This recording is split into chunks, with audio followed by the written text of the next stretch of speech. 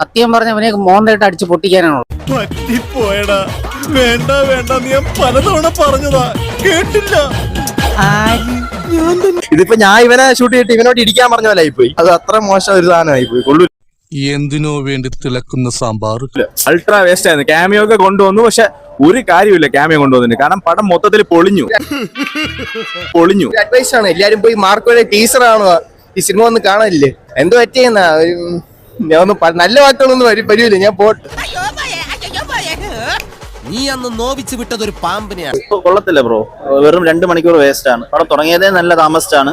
ഈ പറഞ്ഞ പോലെ സംഭവങ്ങളൊന്നുമില്ല. ഹനാൻഷാക്കെ കൊണ്ടുവന്ന് ഡമ്മിയെ കൊല്ലം നിർത്തി. 2 മണിക്കൂറേ ഉള്ളൂ, പക്ഷേ 2 മണിക്കൂർ ടോർച്ചറായി.